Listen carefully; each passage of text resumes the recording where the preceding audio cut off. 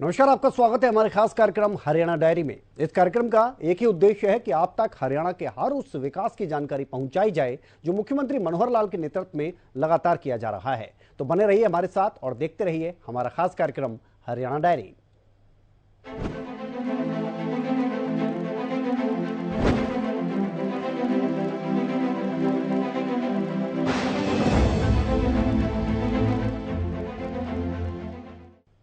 तो हरियाणा में बाढ़ की वजह से किसानों को भारी नुकसान हुआ है। बड़े पैमाने पर फसल जलमग्न हो गई। ऐसे में पीड़ित किसानों को राहत देते हुए मनोहर सरकार ने मुआवजे का ऐलान किया है और साथ ही क्षतिपूर्ति पोर्टल को एक बार फिर से लगभग 1 महीने के लिए खोल दिया गया है।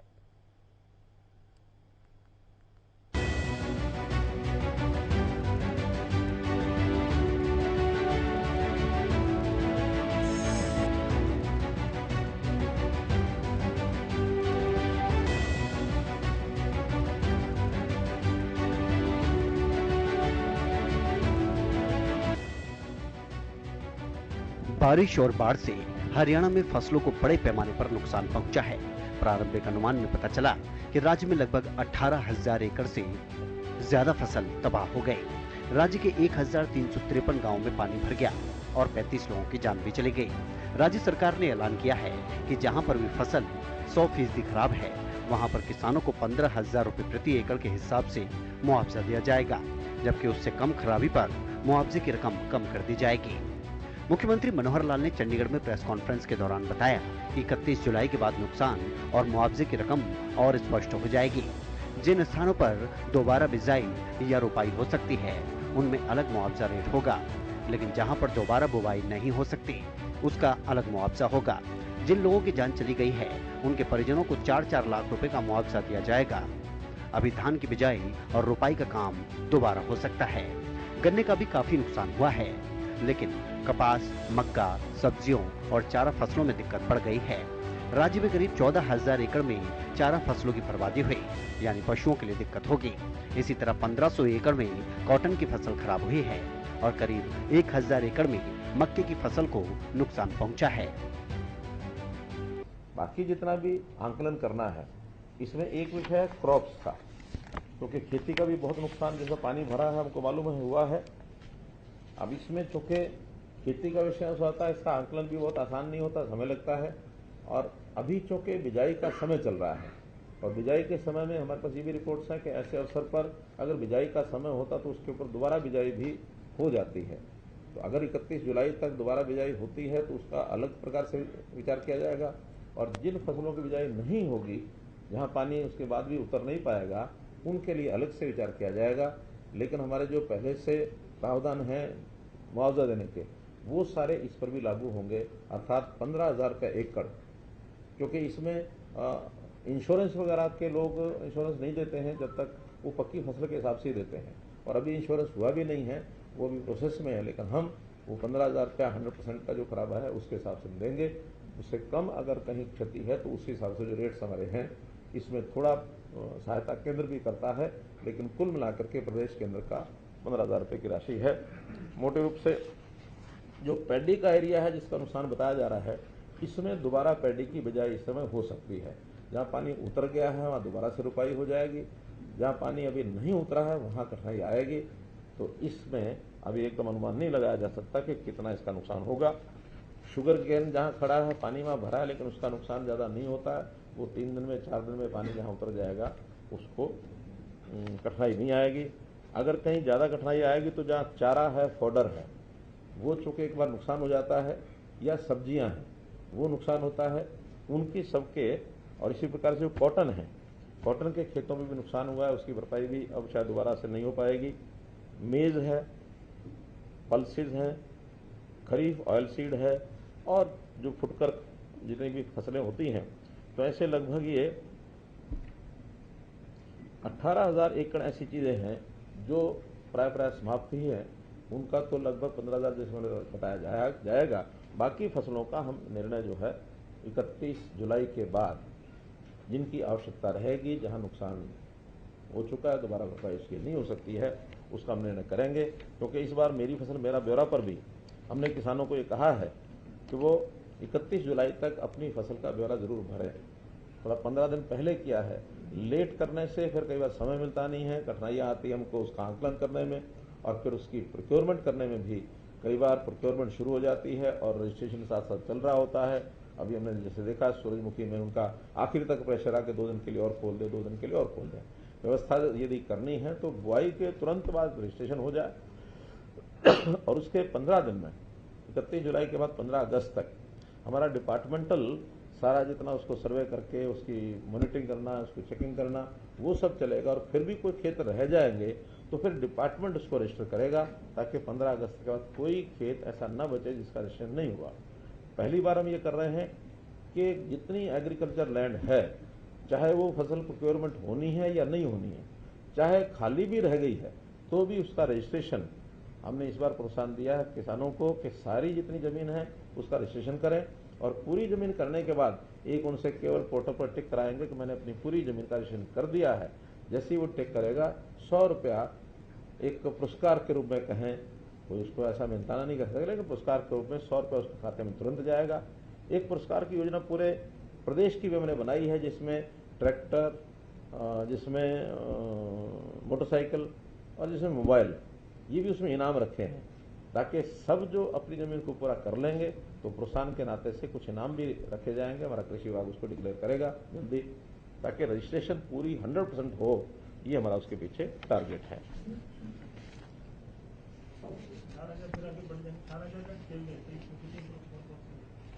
उसमें मुख्य रूप से तो चारा है, फॉडर। कॉटन इस क्षेत्र में होती नहीं है, कम होती है, 1500 एकड़ फॉडर है, यानी कॉटन है। 1000 एकड़ के लगभग मक्का है, बाकी फुटकर है 200-500 एकड़।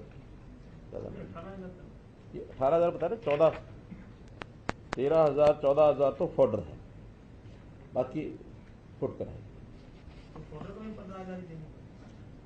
फॉडर को बिजाई दोबारा अगर 15 अगस्त तक नहीं होती, पानी खड़ा है,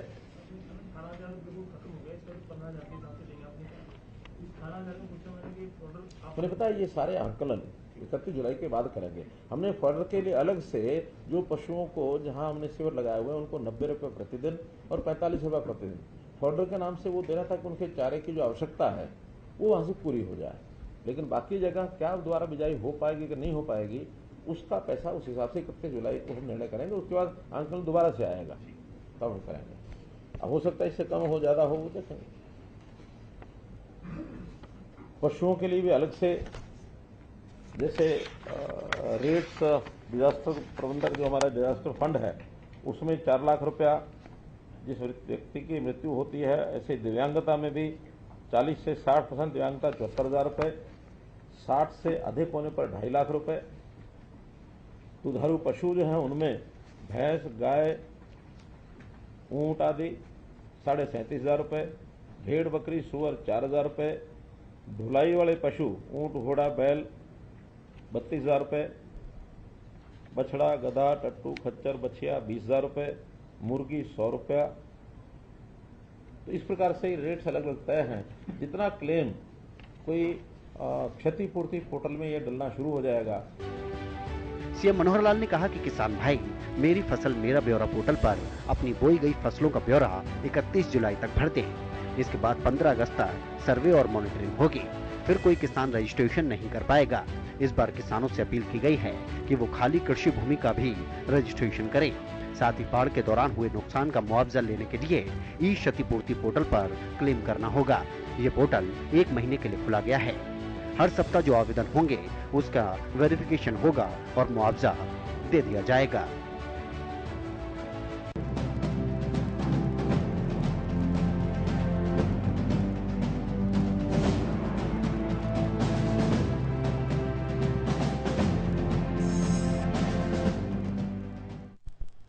और हरियाणा में बाढ़ प्रभावितों को हर संभव मदद मनोहर सरकार दे रही है। बाढ़ से हुए नुकसान को लेकर मुख्यमंत्री मनोहर लाल ने प्रेस कॉन्फ्रेंस कर जानकारी दी। मुख्यमंत्री ने कहा कि बाढ़ में जान गंवाने वाले लोगों के परिजनों को 4 लाख रुपए की आर्थिक मदद भी दी जाएगी और हर बाढ़ प्रभावित को हर संभव मदद दी जा रही है।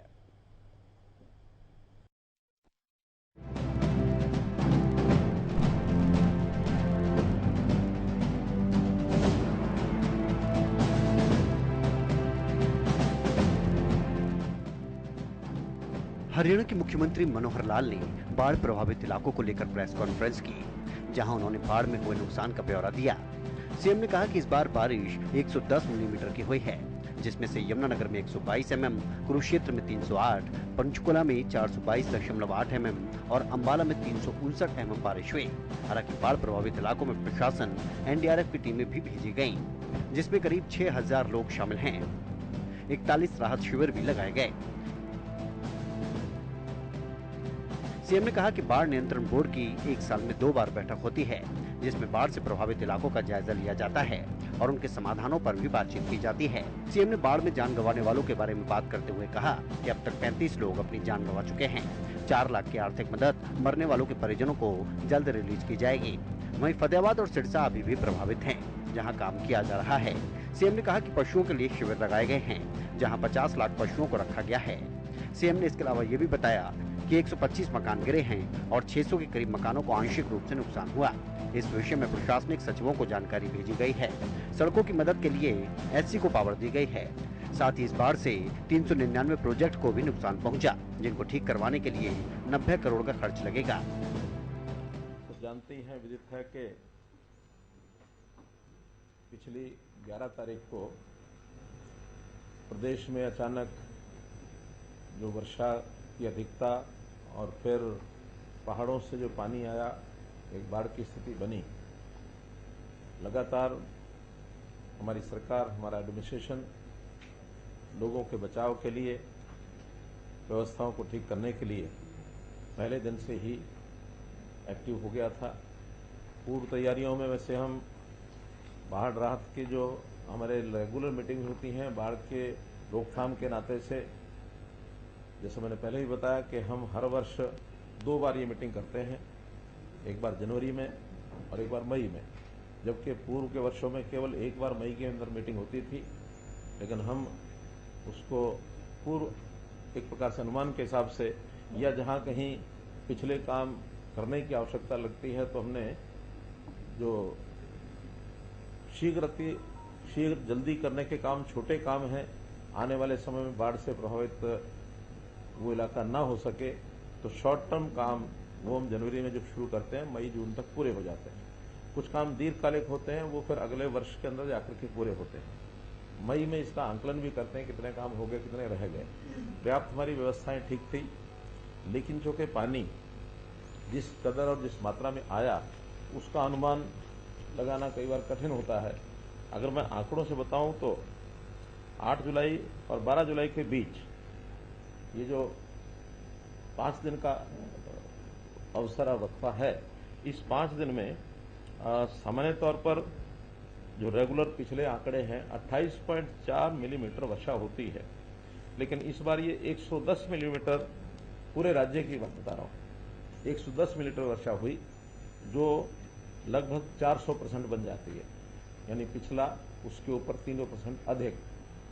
और अगर इन 4 जिलों के विशेष तौर पर अगर मैं बात करता हूं, यमुनानगर, कुरुक्षेत्र, पंचकुला और अंबाला, यमुनानगर में 32.8 mm होती है, 122 mm हुई। कुरुक्षेत्र में 32.9 mm होती है, 300.8 mm हुई, अर्थात 9 गुना। पंचकुला में 53 mm होती है, 422.8 mm हुई। अंबाला में 58.5 mm होती है, 359 mm हुई। कहीं भी इन 4 जिलों में 8 गुना, 9 गुना, 10 गुना ये वर्षा हुई। कुल मिलाकर इसके कारण से प्रभाव हुआ। हमारा अपना पानी अपने ही क्षेत्र में फैलता है और उनको अपनी नदियों के माध्यम से आगे बढ़ा सकते हैं, लेकिन जैसा मैंने बताया हिमाचल से बड़ी मात्रा में पानी आया, खास करके यमुना में भी, खास करके मारकंडा में भी, टांगरी में और घग्गर में, और साथ में छोटी नदी है भले सरस्वती, जिसका मात्र 200 क्यूसेक पानी की क्षमता है, वहां भी 2000 क्यूसेक पानी उन दिनों में आया 3 दिन लगातार। तो इस पानी के कारण से बाढ़ जैसी स्थिति बनी। 12 जिले हमने और बाढ़ प्रभावित घोषित किए हैं। वो 12 जिले हैं पंचकुला, अंबाला, करनाल, कैथल, कुरुक्षेत्र, पानीपत, सोनीपत, सिरसा, फतेहाबाद और यमुनानगर बताया मैंने, यमुनानगर। तो ये सब 12 जिले, जिसके अंदर कुल मिलाकर जिन गांवों में पानी भरा है बाढ़ का 1353 गांव और 6 एमसीज, जिसमें 3 तो पूर्ण रूप से अंबाला शहर, अंबाला छावनी और बराड़ा, 3 आंशिक रूप से, थोड़ा एरिया पंचकुला का भी एक आध बाढ़ में पानी आया है, कुछ बस्तियों में कुरुक्षेत्र में आया है, कुछ बस्तियों में शाहबाद में आया है। तो से 6 म्यूनिसिपैलिटीज भी इससे प्रभावित हुई है। हम लोगों ने बचाव के कार्य कराते से जो आंकड़े अभी तक हमारे पास आए हैं, इन सब गांवों में तुरंत जिला एडमिनिस्ट्रेशन के लोग वो पहुंचे, जहां एसडीआरएफ की, एनडीआरएफ की आवश्यकता थी वो हमने भिजवाई, सेना के लोग वहां गए, स्थानीय जितनी शक्ति थी वो सब लगी ही है। हमारी पुलिस भी, सामान्य जो पुलिस के काम होते हैं उसके अतिरिक्त बचाव कार्यों में, सेवा कार्यों में वो भी लगे। कुल मिलाकर 41 राहत शिविर लगाए गए, जिसमें 6,629 लोग वहां पहुंचे। कुल आज भी 1774 लोग अभी उन कैंपों में रह रहे हैं, शेष अपने घरों को वापस चले गए हैं। ऐसे सब शिविरों में हमारे स्वास्थ्य विभाग ने भी इलाज के लिए शिविर लगाए। 147 गांव में फॉगिंग कराई गई है, 2500 ओआरएस पैकेट दिए गए हैं और जिन लोगों का छोटी मोटी बीमारी के कारण से इलाज हुआ, ऐसे 37,500 लोगों का इलाज हुआ। पशुओं के लिए चारा, पानी की आपूर्ति, दवाएं और जहां कहीं शिविर थे उनमें भी ये सारी व्यवस्थाएं हमने सब की। इस चारे पर जो हमारा डिजास्टर मैनेजमेंट का जो फंड है उसमें से प्रति जानवर 80 रुपया प्रतिदिन और छोटे जानवर के लिए 45 रुपया प्रतिदिन ये राशि भी उनको भेजी गई है, ताकि उस खर्च से वो अपना कार्य कर सकें।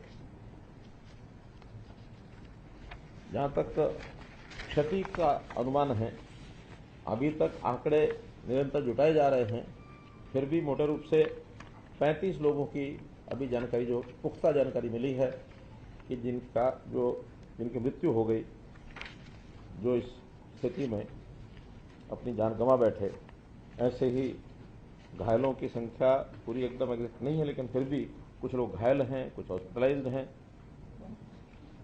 सब जिलों में स्थिति तो सामान्य हुई है, पानी उतर गया है, लेकिन अभी 2 जिले इस समय भी प्रभावित हैं, फतेहाबाद और सिरसा, जहां पानी अभी एक सीमा से अधिक अभी भी चल रहा है, क्योंकि घग्गर के पानी का जितना बहाव राजस्थान की तरफ हो जाना चाहिए उतना नहीं हो रहा है। वहां के पैसेज भी उतरे, आगे जाके नदी नहीं रहती, वो फिर पानी फैलता है और फैलाव के कारण से पानी का जो खिंचाव बनता है आगे की तरफ वो नहीं बना है, धीरे धीरे वो पानी उतर रहा है।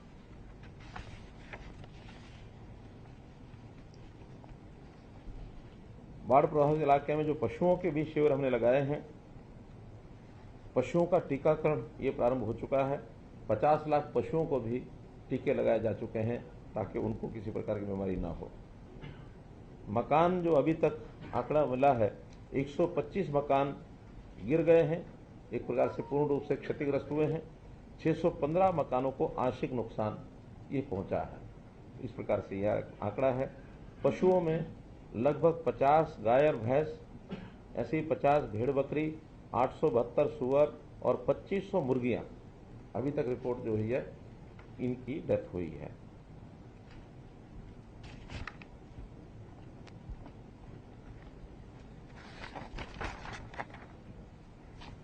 इसके अलावा जो इंफ्रास्ट्रक्चर में भी काफी नुकसान हुआ, जैसे सड़कें हैं, पुल हैं, पेयजल योजनाएं हैं, लघु सिंचाई की योजनाएं हैं, बिजली आपूर्ति, इनके भी जो केंद्र हैं उनके भी नुकसान हुए हैं। उसमें बहाल कार्य, उनकी सारी सर्विसेज को बहाल करने के लिए प्रशासनिक सचिवों को हमने इन सब जिलों में एक्टिव किया है। एक एक हमारे प्रशासनिक सचिव पहले से उन जिलों में जाते हैं, लेकिन इस आपदा के समय सबको निर्देश दिया गया कि इन जिलों में जाकर के इन सब चीज़ों का ध्यान रखें, डिप्टी कमिश्नर के सहयोग करें और उसमें सारी चीज स्पीडली हो जाए। इनकी मरम्मत के लिए हमने एससी की अध्यक्षता में कमेटियां गठित कर दी हैं। सड़कों की मरम्मत के लिए वो अपने लेवल पर 10 लाख से 1 करोड़ रुपए तक का कोई भी काम है उसको करा सकेंगे, और 1 करोड़ से ऊपर के सब काम इंजीनियरिंग वर्क्स पोर्टल जो बनाया गया है उसके ऊपर लोड करेंगे, और वहां भी स्पेशल एक टेंडर निकाल करके 7 दिन के अंदर अंदर ऐसे सब कामों को कराने का प्रयत्न किया जाएगा। जो अनुमान अभी तक आया है नुकसान का, जैसे खास करके जो हमारे डिपार्टमेंट्स के द्वारा बनाए जाने वाले जितने प्रोजेक्ट्स हैं उसमें लाइनिंग, बांध, नदियों के किनारों के कटाव, जो ऐसे प्रोजेक्ट्स हैं लगभग 399 प्रोजेक्ट्स के ऊपर ये नुकसान हुआ है, और अभी जो उसका अनुमान लगा है कि 90 करोड़ रुपया उसके ऊपर खर्च आएगा। 1142 किलोमीटर लंबी 996 सड़कें ऐसे हैं जो तुरंत जिसकी मरम्मत की आवश्यकता रहेगी, कहीं उसको नया बनाने की भी आवश्यकता पड़ सकती है। 230 करोड़ रुपए का बजट इसके लिए भी लगेगा। बारिश और बाढ़ से राज्य में 3,369 खंभे बिजली के वो या टेढ़े हो गए हैं या गिर गए हैं। 1477 ट्रांसफार्मर्स जो डिस्ट्रीब्यूशन ट्रांसफर रहते हैं, ट्रांसफार्मर होते हैं, ये सब क्षतिग्रस्त हुए हैं। इस पर भी विभाग का अनुमान है कि 22 करोड़ 8 लाख रुपया इसके ऊपर खर्च आएगा। सरकारी पशु औषधालय और पशु चिकित्सालय ये भी लगभग 1.25 करोड़ रुपया इस पर खर्च आएगा। हमने प्रारंभ में ही सभी डिप्टी कमिश्नर्स को एक प्रारंभिक राशि भेजी थी ताकि उनको अकस्मात कोई आवश्यकता पड़ती है उसमें वो खर्च कर सकते हैं। उनको लगभग 4 करोड़ रुपया हमने 4.5 करोड़ रुपया भेजा था, उनके डिस्पोजल पर रखा था ताकि इमीडिएट कोई भी अरेंजमेंट उनको आवश्यकता हो उसमें कर सकते हैं। और उसके बाद भी सभी उपायुक्तों को जो भी इस प्रकार की हानि है, नुकसान है, उसके लिए पावर्स डेलीगेट की गई हैं।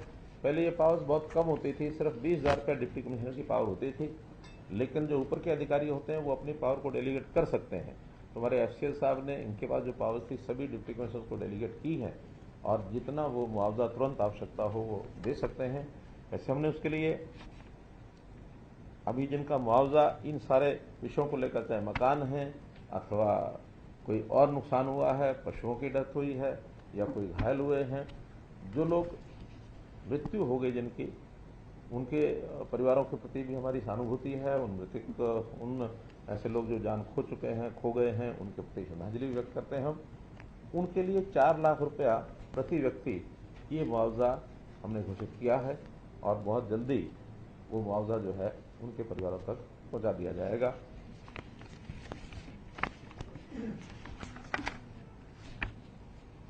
लोगों से हमने अपील की है कि सावधानी बरतनी बहुत आवश्यक है। खास करके बीमारियां फैलने का जो डर होता है उसमें सबसे पहला तो स्वच्छता, फिर हाइजीन, पानी है उसको उबाल कर पिएं। छोटी मोटी तकलीफ होती है तो तुरंत उसको संज्ञान में लेकर के उसको डॉक्टर को दिखा करके उसमें इलाज के लिए आगे बढ़ें।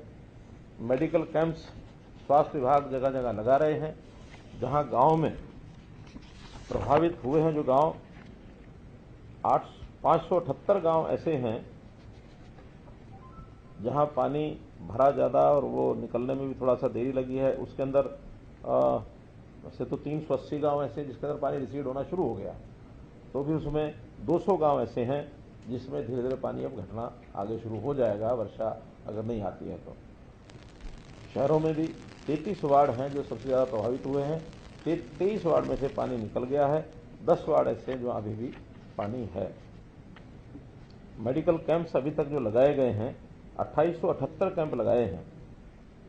कहीं बुखार की शिकायतें हैं, कहीं गैस्ट्रोएंटराइटिस इसकी शिकायतें हैं, सांप के काटने की भी शिकायतें मिली हैं 38, लेकिन उसका इलाज हो गया है, हो रहा है। कोई सांप के काटने से मरने का तो कोई समाचार नहीं है अभी।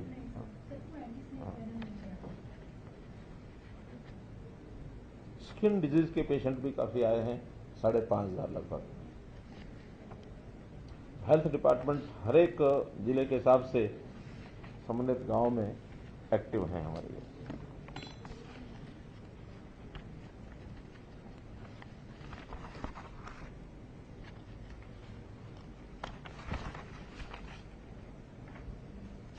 कुल मिलाकर के मित्रों जितने विषय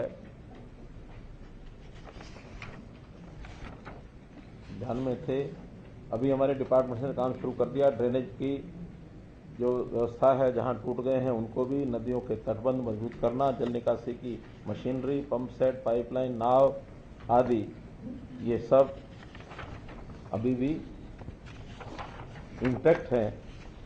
और जैसा मैंने बताया, फतेहाबाद और सिरसा जिला, उनकी आवश्यकता जो अभी भी है उसको पूरा किया जा रहा है। विपक्ष द्वारा लगाए गए आरोपों का खंडन करते हुए मुख्यमंत्री ने कहा कि बाढ़ और खनन का कोई संबंध नहीं है। उन्होंने कहा कि खनन योजना के अनुसार नदी तलों में वैध खनन से नदियों की जल ग्रहण क्षमता में वृद्धि हो सकती है और निचले इलाकों में बाढ़ को रोकने से मदद मिल सकती है, क्योंकि खनन प्रक्रिया में अतिरिक्त गाद को हटा दिया जाता है। मुख्यमंत्री मनोहर लाल ने यह भी सुझाव दिया है कि नहरों से खनन और अतिरिक्त सिल्ट को हटाया जाना चाहिए ताकि नहरों की तलहटी में उनकी जल क्षमता भी बढ़ सके। उन्होंने कहा कि जनवरी में हुई बाढ़ नियंत्रण बोर्ड की बैठक के दौरान बाढ़ राहत कार्यों से निपटने के लिए 930 करोड़ रुपए पहले ही स्वीकृत किए जा चुके हैं। हरियाणा के मुख्यमंत्री मनोहर लाल ने कहा कि हरियाणा सरकार बाढ़ के लिए हिमाचल सरकार को भी 5 करोड़ रुपए की सहायता देगी। बाढ़ से हिमाचल को भी काफी नुकसान पहुंचा है। चलिए, हरियाणा डायरी में फिलहाल इतना ही। आप बने रहिए हरियाणा न्यूज के साथ। नमस्कार।